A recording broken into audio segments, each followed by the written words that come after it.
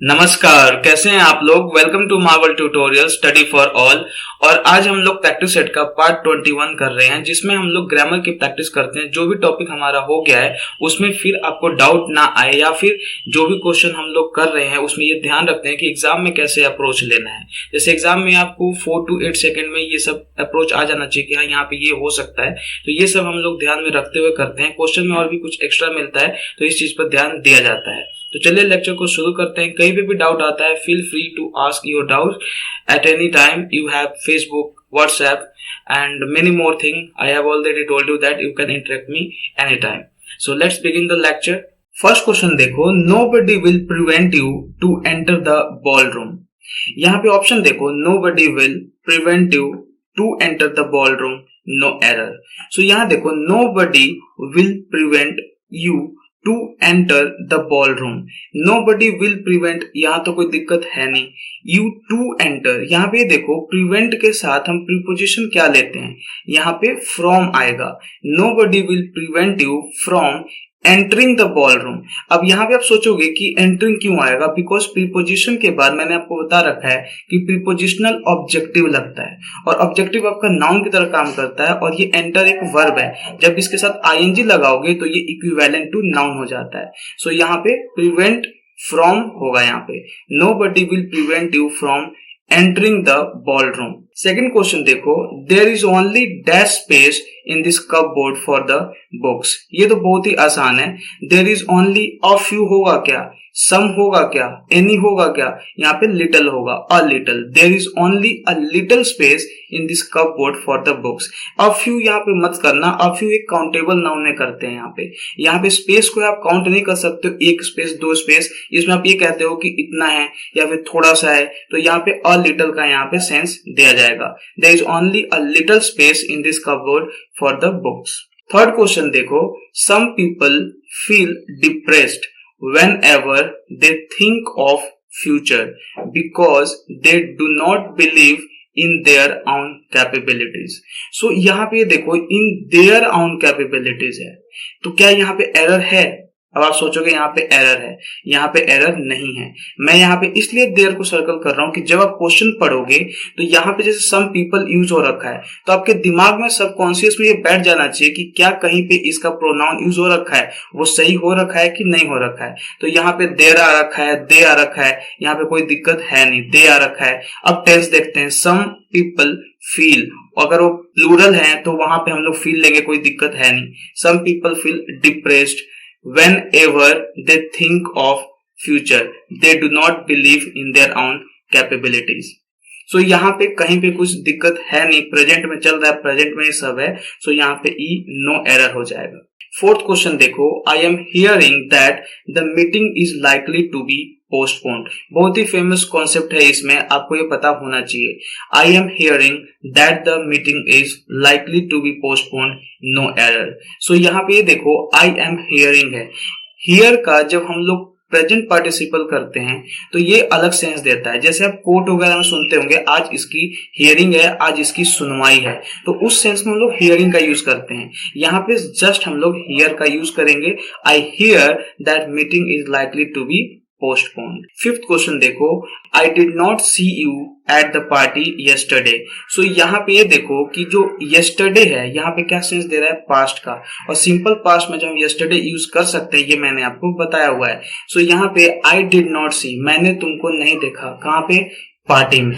सो यहाँ पे did not जो है यहाँ पे सही है, आई डिड नॉट सी ये भी सही है, तो यहाँ पे नो इंप्रूवमेंट हो जाएगा, डी हो जाएगा। यहाँ पे यही अगर येस्टरडे नहीं होता, ठीक है, तो यहाँ पे क्या हो जाता, आई हैव नॉट हो सकता था, I have not seen you at the party.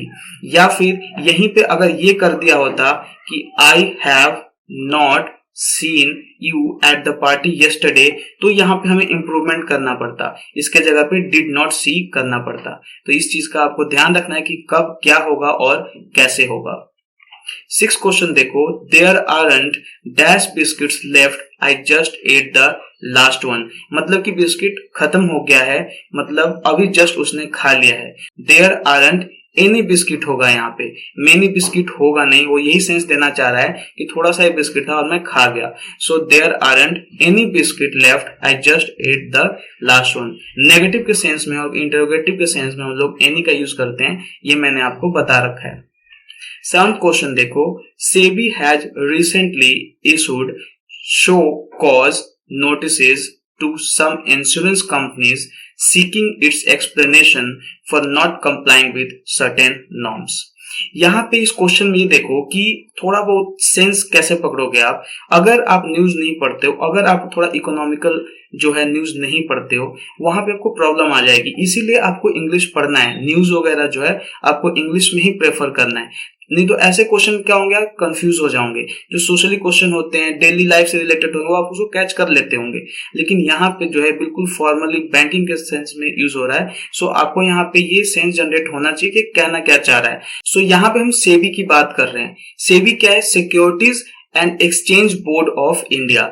उसने क्या किया? Has recently issued. अब यहाँ पे प्रेजेंट परफेक्ट की बात कर रहा है, has recently issued show cause. Show cause कहते हैं कि जैसे मान लो कि आप एक गवर्नमेंट ऑफिसर हो और आप बिना बताए छुट्टी पे हो, तो आपको शो कॉज मतलब कि आपको बताना पड़ेगा। शो कॉज नोटिस है मतलब कि आप जाओ और बताओ कि आपने क्यों ऐसा किया, तो वो होता है show cause. SEBI has recently issued show cause notices to some insurance companies.